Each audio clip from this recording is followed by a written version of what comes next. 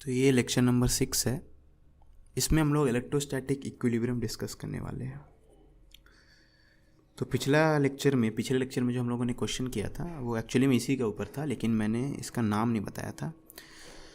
क्यों इसके ऊपर ही था? क्योंकि इक्विलिब्रियम का मतलब क्या होता है, नेट फोर्स जीरो, है ना। और पिछले लेक्चर में हम लोगों ने 2-3 केसेस देखे थे, बहुत सिंपल केसेस थे जहाँ पे किसी चार्ज पे नेट फोर्स जीरो हो रहा था, ठीक है ना। तो इलेक्ट्रोस्टैटिक इक्विलिब्रियम मतलब क्या होता है? इक्विलिब्रियम मतलब होता है net force zero. By definition equilibrium मतलब क्या होता है? Net force zero. तो इलेक्ट्रोस्टैटिक इक्विलिब्रियम मतलब net electrostatic force is zero, ठीक है।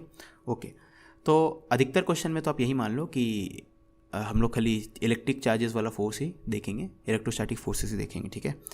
ओके, तो इक्विलिब्रियम मतलब नेट फोर्स जीरो होता है। अब 3 टाइप का इक्विलिब्रियम होता है ना। एक होता है स्टेबल इक्विलिब्रियम, एक होता है अनस्टेबल इक्विलिब्रियम और एक होता है न्यूट्रल इक्विलिब्रियम। और वो समझने के लिए मैं एक बहुत ही सिंपल एग्जांपल लूँगा। तो मान लो एक बाउल है, कटोरा है, ठीक है, और इसके ऊपर एक गोली मार्बल है ना, ठीक है ना। अब इस मार्बल को आप यहाँ से छोड़ो तो ये ऐसे ऐसे मूव करेगा, ठीक है। तो जब ये बॉटम मोस्ट पोजीशन पे होगा तो आप चेक कर सकते हो कि बॉटम मोस्ट पोजीशन पे इसके ऊपर नेट फोर्स ज़ीरो रहेगा, है ना, ठीक है। ओके, अब इस केस में नहीं रहेगा क्योंकि ये मूव कर रहा है कंटिन्यूसली। तो मैं एक एग्जांपल दिखाना चाहता हूँ, ऐसे नहीं दे रहा ना। मान लो यहाँ पे नहीं है ये भी, ठीक है। यहाँ पे अगर मूव करता रहा तो ज़ीरो नहीं होगा। ये पोजीशन है, तो इस पोजीशन पे तो हमेशा आपको पता है रेस्ट पे रहेगा। अगर आप किसी कंटेनर के बॉटम में एक गोली को, मार्बल को छोड़ दोगे तो वहीं रहने वाला है, ठीक है ना। तो अगर ये चीज़ हमेशा यहीं रह रही है मतलब इसका वेलोसिटी चेंज नहीं हो रहा है, विच इज़ ऑलवेज जीरो। और वेलोसिटी चेंज नहीं हो रहा है मतलब एक्सेलेरेशन जीरो है, और एक्सेलेरेशन जीरो है तो नेट फोर्स जीरो होगा, है ना। तो इसके ऊपर नेट फोर्स जीरो है, मतलब this is a position of equilibrium, ठीक है ना। ये तो पक्की बात है कि ये इक्विलिब्रियम पोजीशन है क्योंकि यहाँ पे नेट फोर्स जीरो है। अब इस पोजीशन से अगर आप इसको स्लाइटली डिस्टर्ब करो किसी भी डायरेक्शन में तो ये वापस यहाँ आएगा।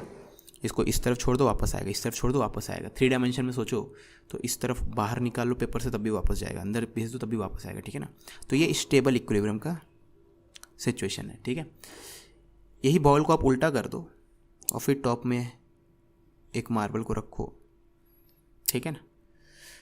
तो ये यहाँ अभी हमेशा रेस्ट पर रह सकता है ना। रियल लाइफ में नहीं रहता, उसका अलग कारण है। ऐसा आइडियली स्पीकिंग यहाँ भी हमेशा रेस्ट पर रह सकता है। तो यहाँ पे भी ये पोजीशन भी इक्विलिब्रियम पोजीशन है, ठीक है। लेकिन यहाँ से आप इसको स्लाइटली डिस्टर्ब करो तो ये स्लाइटली डिस्टर्ब करोगे तो वापस नहीं आएगा, दूर चला जाएगा। इस तरफ स्लाइटली डिस्टर्ब करो दूर चला जाएगा, ठीक है ना। तो ये भी इक्विलिब्रियम है लेकिन अनस्टेबल इक्विलिब्रियम है, ठीक है। और लास्ट केस न्यूट्रल इक्विलिब्रियम, उसमें सपोज फ्लैट सरफेस है तो मार्बल यहाँ पे है तो ये अभी भी इसके ऊपर नेट फोर्स जीरो है, ठीक है, क्योंकि हमेशा रेस्ट पे तो नेट फोर्स जीरो है।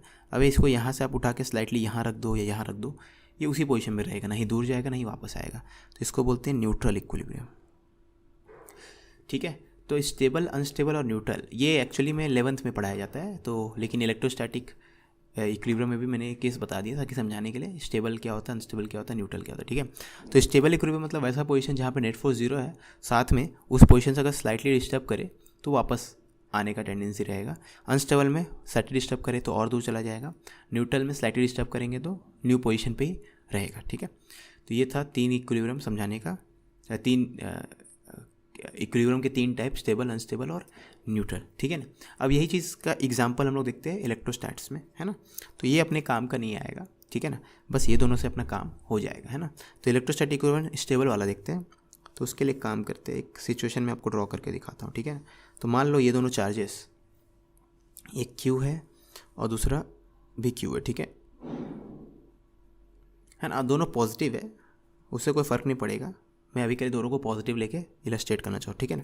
तो आपको पता है अगर तीसरा चार्ज को आप मिड पॉइंट पे रखोगे तो मिड पॉइंट वो पोजीशन है जहाँ पे क्यू से दूरी उसका और प्लस क्यू से, दोनों क्यू से दूरी सेम रहेगा, क्योंकि दोनों क्यू का मैग्नीट्यूड भी सेम है तो फोर्स भी मैग्नीट्यूड वाइज सेम आएगा। तो जो तीसरा चार्ज है, मान लो उसको क्यू डैश बोल रहे, वो क्यू डैश को आप यहाँ मिड पॉइंट पर रखे हो, ठीक है। तो अगर क्यू डैश को आप मिड पॉइंट पर रखे हो तो आपको पता है नेट फोर्स ऑन क्यू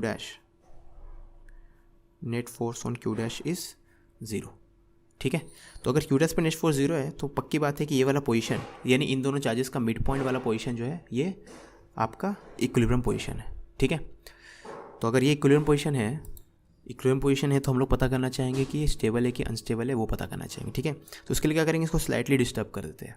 अगर राइट की तरफ डिस्टर्ब करोगे तो स्लाइटली डिस्टर्ब करने पे देखो क्या होगा। तो अगर आप क्यू डैश को राइट की तरफ डिस्प्लेस किए सबको पॉजिटिव मान लो अभी के लिए, ठीक है, सबके सब पॉजिटिव है ताकि मैं फोर्स का डायरेक्शन ड्रॉ कर सकूं। तो ये पॉजिटिव चार्ज इस पॉजिटिव चार्ज को रिपेल करेगा, है ना, ये वाला क्यू इसको रिपेल करेगा और ये वाला क्यू इसको फिर से रिपेल करेगा, ठीक है। लेकिन ये वाला फोर्स जो है ये इस पर ज़्यादा फोर्स लगाएगा मैग्नीट्यूड वाइज, और ये कम लगाएगा। क्यों? क्योंकि ये पास में है, इनका दूरी छोटा है, इनका दूरी बड़ा है ना। तो जो पास में रहेगा वो ज़्यादा फोर्स लगा पाएगा, तो ये इस पर ज़्यादा लगाएगा कंपेयर टू ये, ठीक है। तो आप देखोगे नेट फोर्स इस तरफ आ गया, मतलब आपने इसको इक्विलिब्रियम पोजीशन से राइट की तरफ शिफ्ट किया था और उस न्यू पोजीशन पे इसके ऊपर नेट फोर्स लेफ्ट की तरफ आ रहा, मतलब ये वापस आना चाहता है, वापस आना चाहते हैं, है ना। वही चीज़ आप इसको लेफ्ट की तरफ शिफ्ट करते तब भी आपको दिखता। तो दोनों प्लस क्यू है। आप अगर इसको मिड पॉइंट से इस इक्विलिब्रियम पोजीशन से लेफ्ट की तरफ शिफ्ट करते हैं, ठीक है, तो ये क्यू इसको रिपेल कर रहा है और ये क्यू इसको रिपेल कर रहा, लेकिन क्योंकि ये पास में ज़्यादा कस के रिपेल करेगा तो नेट फोर्स इस तरफ आया। तो फिर से आप देखोगे अगर आपने चार्ज को लेफ्ट की तरफ शिफ्ट किया तो उस न्यू पोजीशन पे नेट फोर्स किस तरफ आ रहा, राइट की तरफ आ रहा। तो रीस्टोर करना चाहते हो, वापस उसको पोजीशन में लाना चाहते हैं, ठीक है।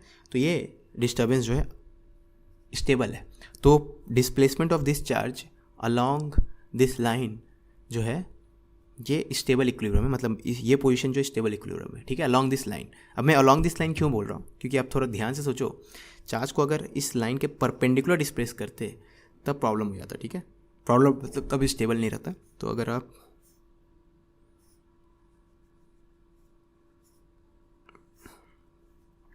ये आपका मिड पॉइंट था ना, आप चार्ज को यहाँ से यहाँ डिस्प्लेस किए हो, ठीक है, तो ये क्यू डैश को रिपेल करेगा और ये क्यू भी क्यू डैश को रिपेल करेगा और इन दोनों फोर्सेस का रिजल्टेंट कुछ ऐसा आएगा। तो आपने चार्ज को इक्विलिब्रियम पोजीशन से ऊपर की तरफ डिस्प्लेस किया था और इस न्यू पोजीशन पे इसके ऊपर नेट फोर्स भी ऊपर की तरफ लग रहा है, मतलब ये वापस नहीं आने वाला। आप इसको हल्का सा डिस्प्लेस करके छोड़ दो और दूर चला जाएगा, ठीक है। तो अगर इस डिस्प्लेसमेंट अलोंग परपेंडिकुलर बाइसेक्टर देखें, क्योंकि इस लाइन को परपेंडिकुलर बाइसेक्टर बोलते हैं, तो डिस्प्लेसमेंट अलोंग परपेंडिकुलर बाइसेक्टर जो है ये अनस्टेबल है, और लेकिन डिस्प्लेसमेंट अलोंग दिस लाइन, जिस लाइन के अलोंग दोनों चार्जेस रखे गए वो स्टेबल है, ठीक है।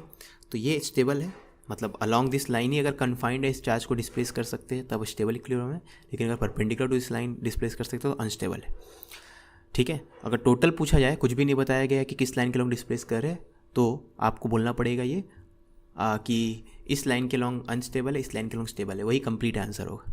आप कुछ भूल रहे हो। ईमानदारी से बताना, करना है नहीं करना? करना है तो करो ना भाई, क्यों नहीं कर रहे?